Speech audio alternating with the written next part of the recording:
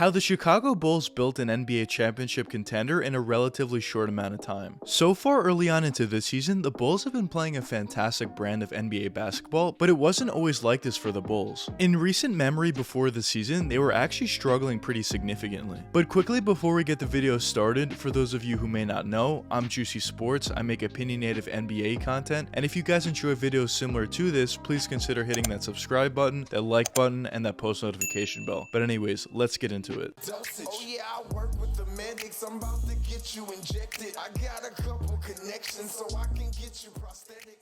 The Chicago Bulls have been extremely impressive this season, and honestly, out of all the teams in the NBA, they've been by far the most impressive team. Going into the year after the moves they made in free agency, I thought the Bulls would certainly be a better team than they were last year, but I thought they would be maybe a 6th, maybe 5th seed in the Eastern Conference. I certainly didn't see the Bulls playing at the level of NBA basketball that they're playing at right now. Currently on the year, the Bulls have a 31-18 record, and that's the best record in the Eastern Conference. But even besides the record, when you actually watch the Bulls play out there in the court, you can clearly tell they play a fantastic brand of basketball. When you talk about how they play offensively, they play very well as a unit. They run great offensive sets, get open shots for teammates, and overall run very well, especially when running through DeMar DeRozen or Zach LaVine. And probably the most impressive thing about the Bulls is not only are they a very prolific offensive team, but they're also a very talented defensive unit as well. Similar to their offense, they play fantastic defense. Together as a whole, they have some fantastic individual defenders, but overall what makes them such a great defensive team is everybody really bought in and plays great team defense, and that's really the most important part when you talk about a team's defense. When you look at different teams around the NBA and you try to determine which team would actually be a championship contender, really the thing you look for besides individual players on their team is how well do they play offensively as well as how well do they play defensively. Do they play very unselfishly offensively? Does everybody accept their role? Defensively, do they work hard on defense? Does everybody know where they need to be defensively? Do they limit miscommunications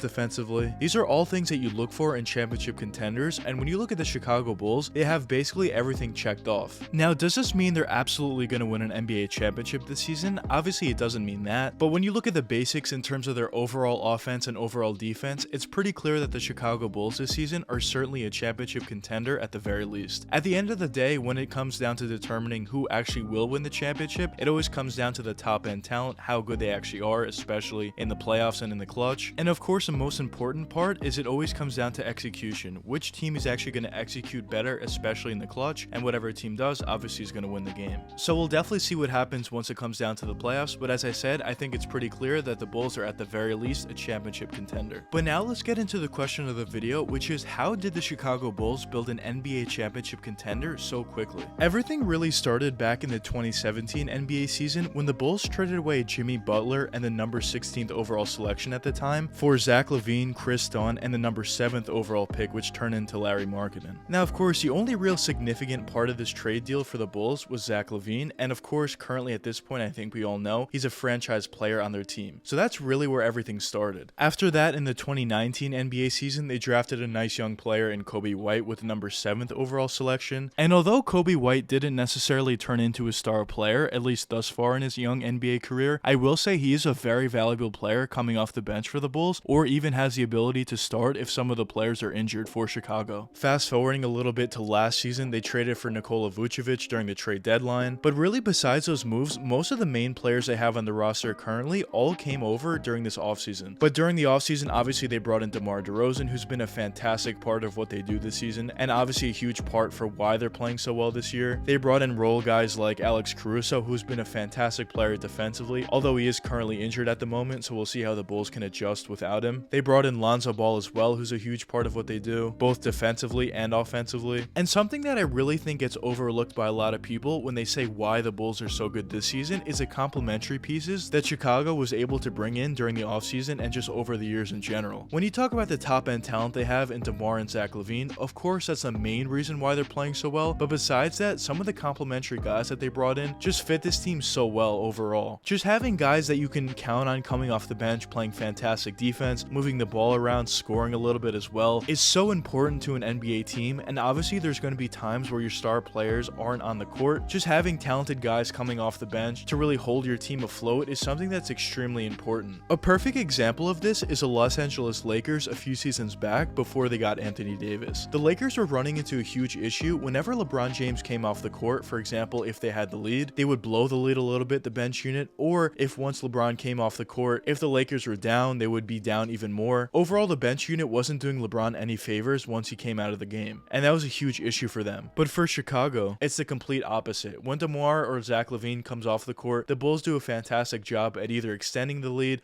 holding the lead, or if they're down, maybe cutting into the margin a little bit. And I just personally think that's something that's very overlooked by a lot of people. The complementary pieces that they brought in as well, besides the main guys. And I certainly have very high expectations for the Bulls, not only this season, but also going forward in the future. And based on what they were able to do over this offseason, I'm very confident in this front office and its ability to add some more complementary pieces to this team as the years progress. But going back to this season, this stretch of games is going to be very telling for the Chicago Bulls on what they're able to do going forward in the NBA playoffs and beyond. During this current stretch, the Bulls actually have a ton of main pieces injured, and if the Bulls can continue to play the same level of basketball that they've been playing for basically the entire regular season, and if they can hold, let's say, a top 3 seed in the Eastern Conference by the time everybody comes back from injury, I think it's going to be very telling and very positive for what the Bulls could do going forward once it comes down to the playoffs, and really shows that next man up mentality, which is obviously something that's very important in the playoffs and finals if they were to make it to there. But on the other hand, if the Bulls completely fall apart, I think it would also be very telling about their inability to play without some of their main guys in the lineup. Now, obviously, once it comes down to the playoffs, if everybody's healthy, it's not really going to matter that much. But if once it comes down to the playoffs, some of their main guys or a decent amount of their main guys are injured, then it's going to be very difficult for them to go far in the playoffs. But of course, at the same time, once it comes down to the playoffs, if you're missing your main guys, it's going to be very difficult for any team to get far. But we'll see what happens going forward for Chicago. But anyways, let me know what you guys think in the comments. In your opinion, what was the biggest factor for Chicago that made them such a great team this year? But anyways, I hope you guys enjoyed the video, and if you did enjoy it, check one of these 2 videos popping up now. And until the next time, peace out, guys. Oh